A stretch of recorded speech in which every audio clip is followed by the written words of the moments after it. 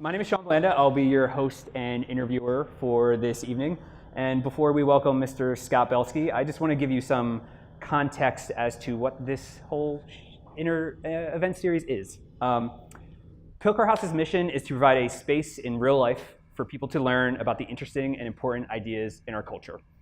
To give us all a deeper understanding of those issues, but also of one another. To provide a space in real life for people to get together and discuss things, not behind a screen or Twitter. William Gibson once said, the future is already here, but it's not evenly distributed. So this is about finding the little pockets of the future that are already here and talking about them and bringing them to the front and better understanding them. In business, the future is in the middle.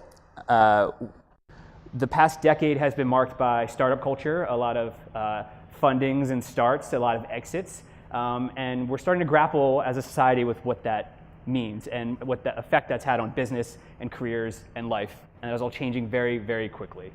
So I wanted to invite someone here who is an expert on the investor side, the entrepreneur side, the employee side, and the advisor side. I would like to welcome Mr. Scott Belsky to the stage. All right.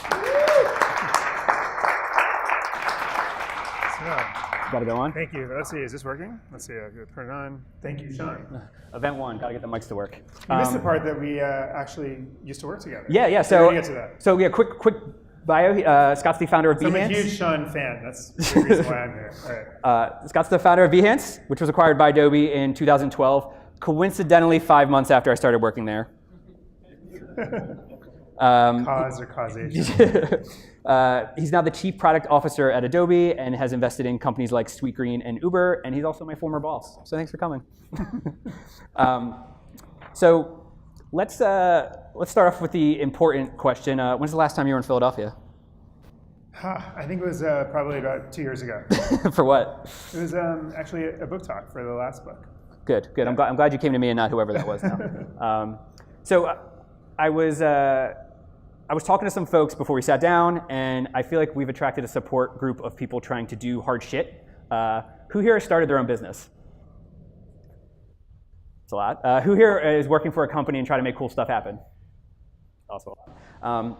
So I want to set the context for why you wrote this. Why does the middle matter to both those two groups? Yeah. Well, so some context on this project, because I feel like most of the big projects in my life were all inspired by some sense of frustration. So Behance, which was a company I started back in 2005, that was a sort of 5-year bootstrapping journey, 2 years as a venture-backed company, 3 years integrating into a bigger company, was inspired by my frustration with my creative friends who felt like they were some of the most disorganized people. Always felt like they never got attribution for their work, never got opportunity, and their portfolios were always out of date. And I figured, gosh, it's such a shame that the most creative people in the world are also some of the most disorganized. And that was the source of Behance and the inspiration to organize the creative world. This project was inspired by frustration. It was really inspired by how frustrated I was with the obsession with starts and finishes of things. I think the media is certainly guilty of this, but we all have an affinity towards like the pithy headlines. And someone asks me about Behance, I'll say, yeah, this is the idea. It was 5 years of bootstrapping, 2 years venture back, what I just basically said. Yeah. And I tie it in a bow with like 2 sentences. Right. It's like, well, what does that actually tell you? How do you keep a team engaged for 5 years without any end in sight, working amidst complete anonymity and uncertainty? And it just seemed interesting to me that there was very little coverage and analysis of some of the very volatile points in this journey in between. And the volatility is interesting to me because we're not our best selves at the lows or the highs. We're not our best selves at the lows because we make decisions out of fear. Mm-hmm. And there were examples and screw-ups in Behance where we saw a competitor and suddenly changed too much of our company too fast. Mm-hmm. And it was a decision made out of fear. And we're not our best at the highs when we falsely attribute the things that we've done to the things that worked. And we look back and start to draw conclusions as to our own capabilities and become sometimes falsely confident in the wrong areas. And so again, it just became very interesting to me, why don't we talk about this stuff? And so I started to, whether it was on 2 a.m. phone calls with entrepreneurs that I was an investor in, or whether it was throughout the volatility of Behance or the integration or in boardrooms of companies that I've sat on the board of, jotting down insights that I found were relevant to this kind of like middle volatility. And that's really the culmination of this book. And so I think that it applies to the volatile periods of starting something from nothing, which is certainly entrepreneurs in the room, anyone who's starting a project, a creative project, a book, or anything else will relate. And then also in big companies, you actually have a lot of the same forces against you. This addiction to short-term rewards, the need to endure uncertainty and anonymity in a different sense, but quite similar, and then also the endless need to optimize in order to get that elusive positive slope of a project, also relevant within any big company.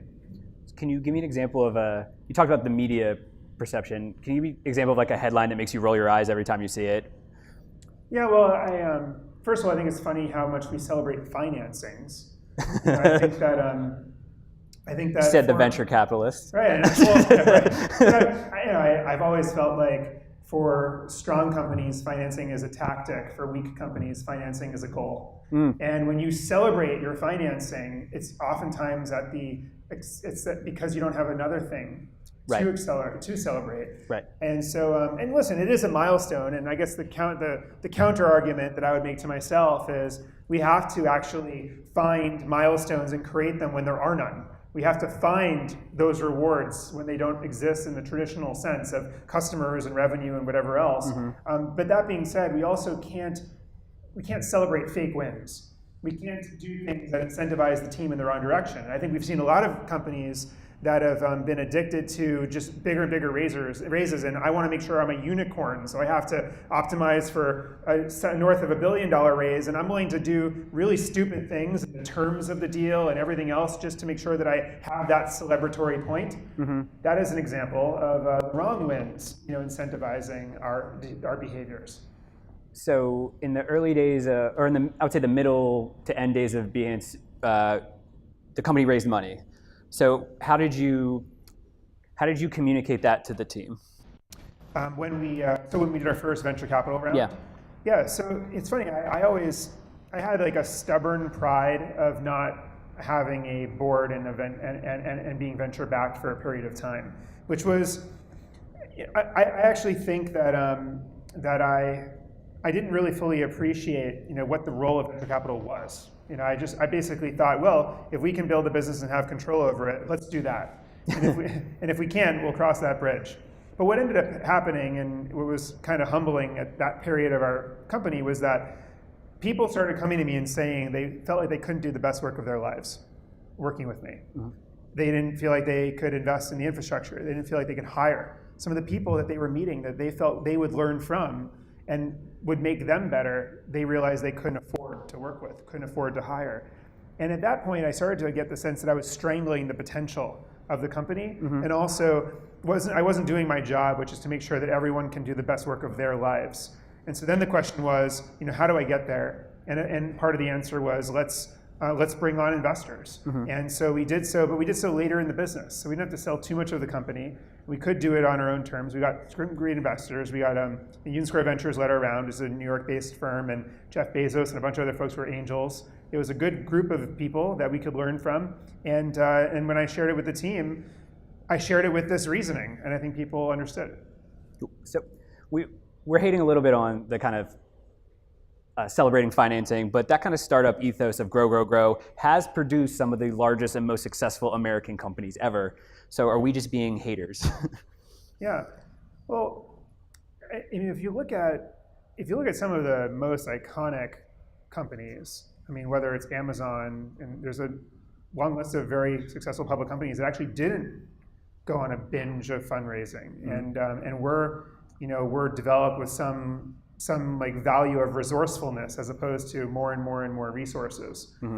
And I think a lot of the most funded companies of late are actually not yet really proven. Even though we, again, based on the headlines, believe that they're successful. I certainly hope that Uber is a successful company, but I also, it's still spending more than it's making, which in any accountant's view is not a good business. So, usually bad for business. Yeah, so I think there's a lot to be determined there. But but there's an ebb and flow of like, of how people view like what is good strategy, and then it's bad strategy and it's good strategy. I think your point is like, are things just in vogue and then out of vogue, and why and whatever. I always try to abstract myself away from that and just think about like the company, the people, the space, and I just have I believe that resourcefulness is more important than resources. You can throw money at a problem. The problem is like money obfuscates reality when you need it most. If you have a problem in your business, you're not getting customers in the door. What's the easiest way to do it? Throw money at the problem, acquire customers, make some story about how the lifetime value of those customers is so great that you should just spend a lot of money to get them. And then the costs go up over time, and you're just like, well, let's keep up because we need more than our competitors and whatever else. And that's throwing resources at a problem. Resourcefulness, while harder to develop, lasts you longer because it becomes like a skill set that you can apply. And if you figure out a viral way to grow customers as opposed to buying them, obviously that is a more salient strategy. So that's on the company level, but on the individual level, I know you value resourcefulness as well. Yep. How do you filter for that while hiring or deciding who to partner with? Do you run them through an obstacle course or something? Yeah, I mean, you mean in terms of like hiring people for the team, or yeah, because I know that's something you think about. Yeah, I mean, I think a lot about. To me, a healthy team has a really strong immune system, and it knows who it is, and it rejects the stuff that's not working. Whether it's ideas or people. And it's a fascinating thing because it's a really good thing. It keeps you on track, it keeps you on budget, and it keeps the team together. And yet, at times, you need an organ transplant where you need to like suppress the immune system of the team in order to in order to graft on new talent. And I also talk in the book about how I believe it's easier to find top talent than it is to graft top talent, because a really strong team that knows itself, that has processes and practices and whatever else, and then this new person comes in and she has all this rich experience doing something somewhere else her own way, and she starts to bring it in and suggest it. People are like, what the hell is that? Like, that's not the way we do things here, and that's a failure on the team's part to not let this new person change them. Like the whole point of hiring a very capable new person is to change the being, right? So when I'm hiring people, I'm always trying to deduce like, what will their contribution be to our chemistry? What's this person what are they gonna round out? Like, who are they going to disagree with? Who are they kind of the opposite of? Are they going to, help us? Are they gonna help us have a gravitational pull to the mean of like the consensus? Or are they gonna be the people that like have some weird insight on the edge of reason that will suddenly be socialized based on our respect for that person and then become innovation? And I think the ways you ask that are, what are your interests and what have you done about it?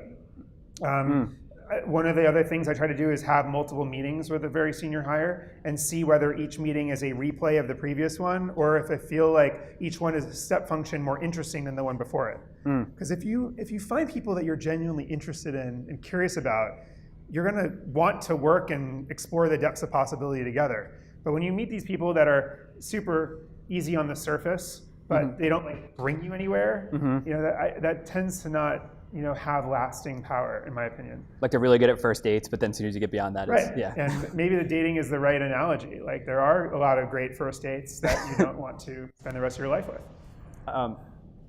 So we talked a little bit about the macro picture, but I'd love to talk about like how the individual navigates their way through the messy middle. Oftentimes I read books like this and I get really excited. I want to run through a brick wall and I feel really productive. And then I sit down to do my day-to-day job and then I get really caught up in the moment and the task like just being thrown at me. And then I lose sight of this big picture stuff. Yeah. I know you face that, being so high up at a company like Adobe where there's a lot of pressure from the day-to-day. How do you find that space to do that strategy to make sure you're still true to your goals and your long-term vision?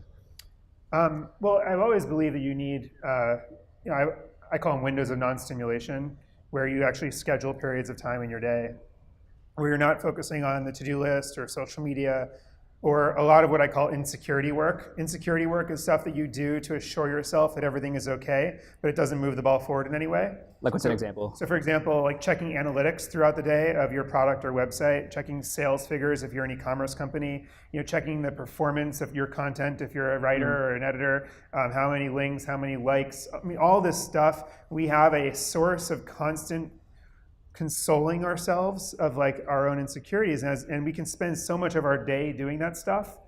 And so, I fall victim to this just like anyone else. I'm always like conscious of, did I spend a lot of my time doing something that doesn't move the ball forward at all today?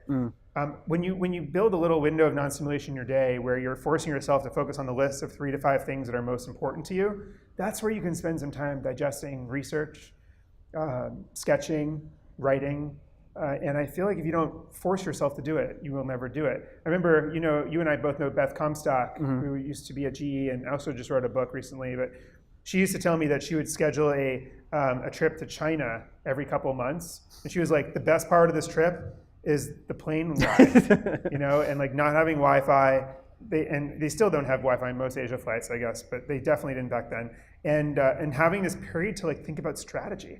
I was like, that's so sad. You have to book a trip to China to think about strategy. But it's true. Like with our constantly connected world, we never have like those sacred spaces of disconnection. And maybe disconnection is becoming a competitive advantage in this hyper-connected world. The people that have a hack to have that window of non-stimulation consistently maybe are the ones who will have the most thought power towards something new. So are you literally carving out like hours on your calendar and saying, no one come talk to me? So every 2 days, I do have a 3 to 4 hour block. And almost every week I have a plane flight. And I try not to, different than today. Today I had no Wi-Fi on the flight from San Francisco, which was like really... Scott said he binge watched 3 hours of Handmaid's Tale on his way here, by the way. Another thing I thought about from the individual's role of the middle is we start projects very optimistically, right? Where we see the end, we get very excited. That keeps us motivated for the first X weeks, even months of a project. But eventually we hit that friction. And you've talked about the ways of keeping a team and yourself motivated through like manufactured optimism and other things. And I'm wondering if some of the things you found yourself doing in the early days of Behance or early days of even writing this book to keep yourself motivated on the long term. Yeah, well, there's some fun ones in the early days of Behance, and I think I'd start by just stating that I do believe we're all in this. We all are addicted to short-term rewards to some degree, and I feel like even from birth, we are incentivized by like the gratification of a parent, and then the check on the test in 3rd grade, and then the grade on the exam, and the grade in the course, and I think it was actually Fred Wilson at one of our 99U conferences, which Sean used to run. But he once said, like, the 2 greatest addictions in life are heroin and a weekly salary. And carbohydrates. Yeah, and carbs at this point, given what we know. But how do you unplug yourself from that? And I think the myth that entrepreneurs have is that the long-term vision and goal is enough to keep them enduring over the months and years to achieve it. And I think that's just wrong. I don't think that works. And I think it's actually enough to get someone to leave their job or to take a risk and join you. But then on a daily basis, like how do you stay engaged and keep momentum over time? And so I think you actually have to hack and create short-term rewards. There aren't any. So here's one example, is that Behance was a made-up word, and we used to type in Behance or into Google, like Behance, and it would always say, do you mean enhance? Do you mean enhance? And it was like, damn it, we're a mistake. And the goal for the team in our first year, one of them was just like, can we no longer be a mistake in Google? And that was a good manufactured goal because it incentivized stuff that moved us in the right direction. It incentivized getting more creative support portfolios up, getting blogs posting with linking back to our website. It engaged the right behaviors. And then lo and behold, we started a company in 2005. So like in 2006 or early 2007, we type Behance into Google, it comes up. It's a legitimate search result. And then 6 months later, Beyonce becomes super popular. And we were back to where we started. And you're still fighting that to this day? No, we got it now. We're both big. The other thing that I thought was interesting when I arrived there was the done wall. And I was wondering if you could explain what that is. Yeah, so the done wall was our like way of celebrating progress, and it was inspired by the idea that billboards are a multi-billion-dollar industry that exists to help us, see what we should be doing. Like they're using design to get us to take action on things we didn't necessarily know we wanted. Why aren't we using the same mechanisms within a team, within a space, to get a team to take actions that they don't necessarily know that they wanted to do, or didn't know if they were the priority, weren't naturally going to do them? And so I started, thinking about like how do we really visually express goals and progress.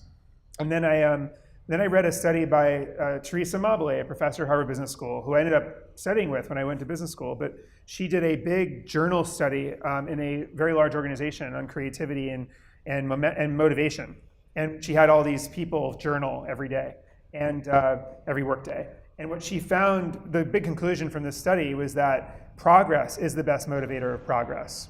So when people felt like they were making progress, they had the most productive days and made more progress. But when people felt like the last week or whatever, there was no progress, they would actually stop making progress, which is kind of intuitive. Like, why would that be? You'd think that no progress would make you want progress even more. Mm-hmm. But it was an insight into like human behavior, and I feel like progress does beget progress. And so part of the leader's job of a team is to merchandise the progress that the team is making to the team. And I liken a journey, like writing a book or starting an organization or starting a company or building a new product, to a car drive with like your team in the back seat with the windows blacked out. And no one knows where they are. They may be on, I don't know, in New York it's the FDR. I don't know what the big traffic zone is here. The Schuylkill. Okay. And or they may be crossing state lines and making progress in their journey. They don't know, and if you don't tell them as the driver, like they're going to go nuts. And I think that that's part of it. So progress is important. You got to merchandise it, and you got to advertise it. You talked about how they tie into the right behaviors, right? That's a way of measuring progress that ties to the right behaviors. In your capacity as an investor or as a manager or as a founder, have you ever seen people kind of measuring the wrong thing, and how do you latch onto that and change them to more align with where your vision is? Yeah, it's interesting. Like measures are a fascinating topic because we need them for the reasons we cited. Whenever there's a measure defined that a team optimizes towards, it can be dangerous because suddenly we can start doing sort of inauthentic things to achieve the measure, and we also start struggling to look beyond the measure, and I think there are a lot of good examples of this. I think when you were optimizing for visitors to a website, you suddenly realized that you weren't engaging them once they were there, or if you were engaging them and taking up a lot of time, then they started to resent you for how long it took to do what they wanted to do. And so there's, in social media and websites that are for content and whatever, there's always this question of, well, if you're not measuring the number of visitors, if you're not measuring the amount of time they're spending there, like what are the other measures? Are there measures around satisfaction and NPS scores and whatever else? I just think the measures need to be carefully developed, but also like audited over time. And in terms of shifting, how a team thinks about measures. Well, I mean, that hope brings up a whole other topic that we can talk about or not if you want, but it's really around the battle between process and alignment. But I don't know if you want to get to that now or later. Do we want to hear about the process and alignment? Well, all right, yeah, process. I mean, so the crude thing I will say is that process is like the excretion of misalignment, in the sense that when there's a problem in a team where people are not, in sync with what needs to get done, priorities are not in order. There's two ways to solve a problem like that, and this problem happens every day in a big company and oftentimes in a small company. There's two ways to solve that problem. You can throw process at it, or you can get people further aligned. Now, if you think about a startup with 4 people sitting around a table somewhere, everything's ambient, everyone took a risk to be there, everyone knows what needs to be done next. There's so much alignment that you don't need any process at all. But then as things grow and you have more people and different backgrounds and different sort of expertise and different regions and whatever else, then suddenly people become misaligned. And so I think one of the mistakes that big companies make is they throw process at every problem. It's like, oh, this deadline was missed, process. These two teams are not working well together. Let's make sure that they are having all these meetings every Tuesday and Thursday, and let's just process. And what I always encourage leaders to do is to do like equal dose alignment efforts along with process. And so alignment efforts is using design to help everyone visualize what it is we're trying to make and getting everyone on the same page, the engineers, the designers, whatever, in my world, that's what it means, to share so much alignment around the vision that their natural prioritization will then suddenly kick in and they won't need as much process to solve the problem. You have a great anecdote about Clement and Matthias at a board meeting creating a prototype to get people aligned. I'm wondering if you could share that. Oh, right, yeah. So it was actually at a meeting that we were having with some folks on the Adobe side right after the acquisition. And it was one of those moments where I really saw the power of design to streamline alignment. Because we were sitting in a room talking about how something was going to work. And there were many different vantage points, and the conversation went on for an hour and a half until I realized by just visualizing, that will be like the ultimate cheat here. If we can people can suddenly react to something, and that was when Matthias and Clement, two of our senior designers, just started like mocking something up in real time. At the meeting. At the meeting, and within 15 or 20 minutes, people were like, oh, okay, like that, and then you'd see this, and I understand, that's still there, so people will be clear about that. It just short-circuited the conversation in a good way. And so that's why I always like to say, like, prototype is worth 1,000 meetings, because you could just kind of, you can really answer a lot of your own questions by experiencing something. And that's the importance of design, and that's what design as a competitive advantage within an organization actually means. So a lot of people that raise their hand are working within large organizations. You joined a large organization, so I'm sure you've developed certain tricks or techniques for just getting people to decide and move on. Creating a prototype is one. I'm wondering what else you do when you notice progress stalling. Right. Well, I think that so this is like really about decisiveness, I think, and there are so many reasons to always not make a decision yet. And first of all, we have a tendency to want to feel productive, and so we like making lots of small decisions, often at the expense of big decisions. And so that's, I use the term pebbles and boulders, and how within a cycle in a business, you need to always make sure that you're tackling a couple boulders and some pebbles. You can't just only do pebbles and feel productive. I think that as a leader, you also have to prompt decisiveness, even sometimes if you don't even know the right decision, because of that point earlier about progress. Like if people feel like they're no longer making progress. Now sometimes progress means trying something and failing, but then having that learning and then trying a different way. And I would argue that's sometimes better, even though it's expended energy, than waiting longer for a decision. Because a lot of weird stuff happens when people are waiting for decisions. They start to second guess themselves, the product, am I in the right job? What the hell is the problem here? Like, why don't we have vision? Why don't we have leadership? And so, this is to be pushed in an organization. You used an anecdote in the book about Adobe's move away from software, about how they pulled the plug, and I wonder if you could kind of share how aggressive that decision was made. Yeah, I mean, the migration from software to services. Yeah. Right. Well, it was right around the time of the acquisition when Adobe was in the process of transitioning from software to services, and it was a big like seismic change for the company. A company that had always sold everything as a box software, and then was going to overnight ask new customers to get a subscription. And the reason is because every modern technology company was a software as a service business that was delivering real-time upgrades and innovation every night, as opposed to once every 18 months. And the business realized this was the right thing to do. But it was a big risk on Wall Street as a public company, because when you're selling things for $1,000 and then suddenly you start selling it for $9.99 a month, or $50 a month, whatever plan you're doing, you take a big revenue hit. And the company wasn't really sure how that would be interpreted. And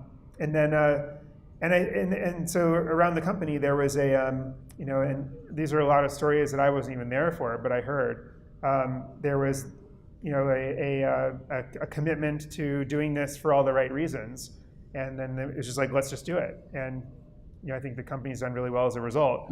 And a lot of other software companies now, I've heard, we're like kind of watching with popcorn, being like, okay, what's going to happen here? I'd love to focus a little more on your personal journey. And one of the anecdotes from the book that has stuck in my mind is the times in your life and your mantra of do your fucking job. And I was wondering if you could explain what that is and when that comes up and how you use that mantra. Sure. It can be, well, I mean, I've always had a hard time on decisions when it comes to like firing someone, letting someone go, killing a product that's working, or a feature that's working but is distracting from what you really need to be doing. And there were a number of periods in Behance where I just had to, I knew my job was to do this, make this decision or execute it. But there were a million reasons why I could have waited. And I guess it goes back to the decisiveness question as well. But I started whispering to myself, at times throughout the business, just got to do your fucking job. And what I found is that actually a lot of other entrepreneurs I really respect had a similar kind of way of just almost separating themselves from the drama and also from all the emotion that is actually a good thing to have because it makes you human. When you let someone go, you should feel bad. But also at the same time, your job is to be the steward of the company. And if people want to work with great people around them, and if they don't have that opportunity, they'll leave, and then the business will fail. So another example was a really tough decision, which was we had a big task management application called Action Method. And it was people paid $11 a month to manage all their tasks and creative projects. And we had that and the Behance Network, which was a portfolio network of people showcasing their work. And these were like two paths that our business could take, and we were doing both of them. And the problem is that with Behance, we felt we could someday have a platform of millions of creatives around the world showing their work. And we felt like that was the global opportunity. Action Method had 16,000 paid members, which for a startup was a huge deal. Not nothing, yeah. And was paying the bills. And I couldn't imagine killing that product because our customers liked it, and a lot of our team was using it. But I kept hearing from a lot of people like Dave and others, being like, we're splitting our time. Like we make 50% of the progress of our competitors on our product because of the fact that we can't decide what business we're in. And I kept finding every reason to rationalize why this was a hedge for us, why this was a source of cash, so we didn't have to take VC capital, like all these other reasons.